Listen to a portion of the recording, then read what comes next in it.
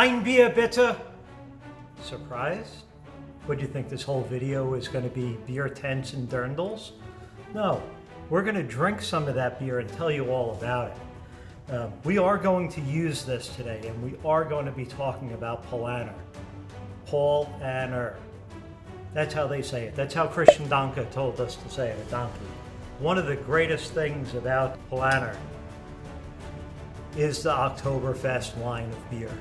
Now, we got this one last year when we went to Oktoberfest and brought it home. Yes, we did drink this. It is empty. But for comparison, this is another can of beer. This is Einstock. We'll talk about that at another video. But this, Paulaner, is one of the 6 breweries that are still served at Oktoberfest. Since 1634, they've been in business. Here we are. This is what you'll find in the store today. Oktoberfest Marzen. 1634, this is 5.8% alcohol, so pretty good. Again, Marzen means it was brewed in March. You got it. Good job, folks. However, we have a little bit of a mismatch here, right? In fact, we are going to take this beer out of its prison and liberate it. So let's go ahead and get this opened up. Now, this is a bottom fermented beer, which pretty much all of the Oktoberfest beers are. Let's get that. Oh, it's nice and caramel malt. You can see that color in there.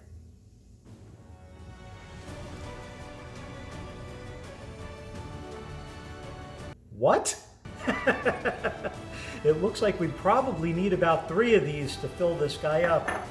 This Moss here, 1 liter line, we'll have to make do. It has such a nice yeasty smell.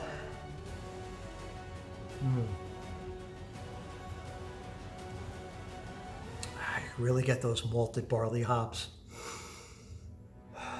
The smell matches the flavor. It's magnificent. This is a unique Oktoberfest experience here in a bottle, or in a Moss in this particular case. Brewed with 4 simple ingredients. Malted barley hops. The hops are Hercules and Hallertauer.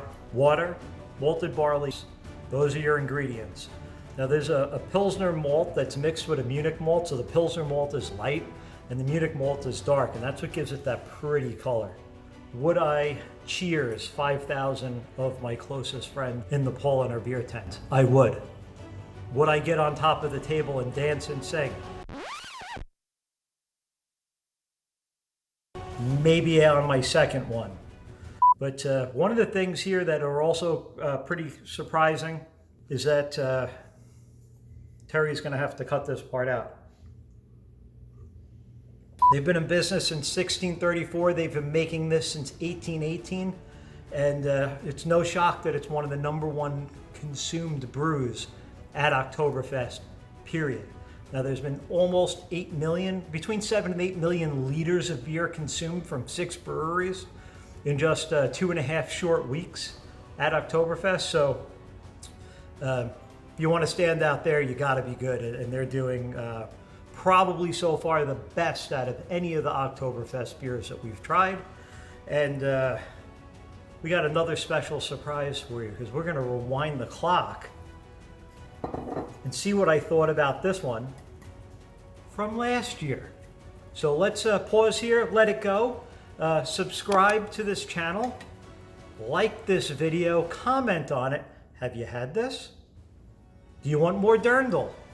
How about bratwurst? Pretzels? Let us know. Whatever you want, you got it. Here we go. Check it out.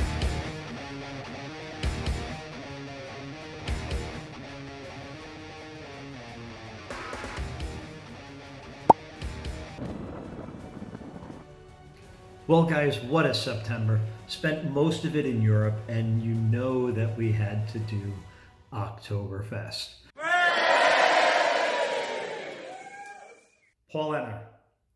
So I brought this back from Oktoberfest. It is a Moss or a 1 liter beer mug that is typically served in Oktoberfest beer tents. And these are the only real option for drinking beer inside of the tents, where of course you get to dance, sing, and cheers with 5 to 10,000 of your closest tent buddies. Just to give you a little bit of context on the size of this thing, here's a regular soda can. So you can see that there's a sizable difference here. Tremendous difference.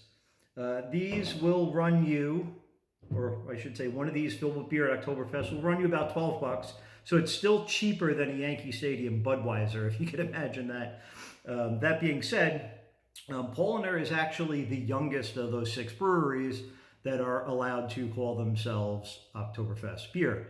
So Paulaner started in 1634 using the Bavarian purity methods for beer that were created in the year 1516. And that means you can only have water, hops, yeast, and malt. Those are the only ingredients you can have in a German beer. So there's no coriander, there's no craft beer type of mentality there, especially for the fest beers. But that does not hamper their ability to create an outstanding beer. One of the reasons why beer is 90% water. Stay hydrated, my friends. So it has a huge impact on the flavor of your beer, of your drink. So Paulaner has a private well that is about 600 feet down, a well that's been untouched for roughly 10,000 years, give or take. So it's fairly clear, clean water, and that really gives Paulaner a leg up. They are the #1 poured beer at Oktoberfest. I'm going to actually open this thing up here so that we could attempt to pour this. This is so you can see I'm not a professional, but that's okay. Look at that. Golden beauty.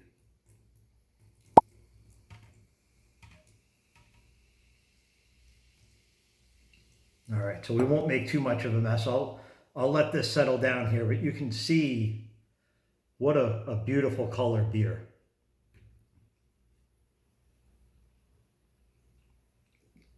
Yeah, that is really, really refreshing.